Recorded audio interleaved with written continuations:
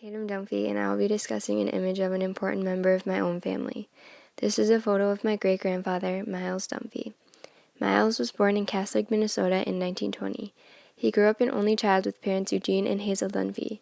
Eugene Dunphy was let off of his job as a bank clerk early in the Depression, and the family moved to Duluth, Minnesota when Miles was 7 years old.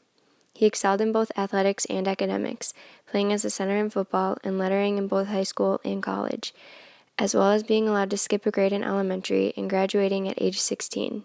He attended the Duluth Teachers College for 2 years prior to attending Hamline University in St. Paul for 3. After he graduated from college, he immediately joined the Army. He was commissioned on June 13, 1942 in Fort Knox, Kentucky. He married his high school sweetheart 5 days later on June 18th. On August 24, 1942, Miles was sent to Europe. Over the course of the 3 years Miles fought, he spent his time in Ireland, England, North Africa, and Italy, as well as being involved in major actions in Algeria, Tunisia, Naples, Rome, and the Apennines. He was regarded as a war hero by all who knew him. His bold and daring feats were frequently documented in the Duluth newspapers. During the war, Miles was shot 3 times, one injury being to the head. Yet he still continued to aid his injured friends. For this, he was awarded the Silver Star for bravery. He was also given a 10% disability, which helped put meals on the table of his growing family. On December 23, 1945, Miles left the service at Fort Knox, Kentucky, although he continued his service to the military and retired later as a reserve major.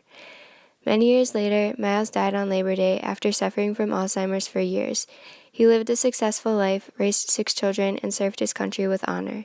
This specific photo was taken before Miles was commissioned into the Army in 1942. It shows a young, hopeful, new soldier eager to serve his country. My personal connection to this image is obvious, being Miles as my great-grandfather. I find it fascinating to think of my own family member being a part of this great moment in history. It is amazing that he was able to overcome the injuries he faced in the war. If he had not, I would not be here today. Thank you for listening.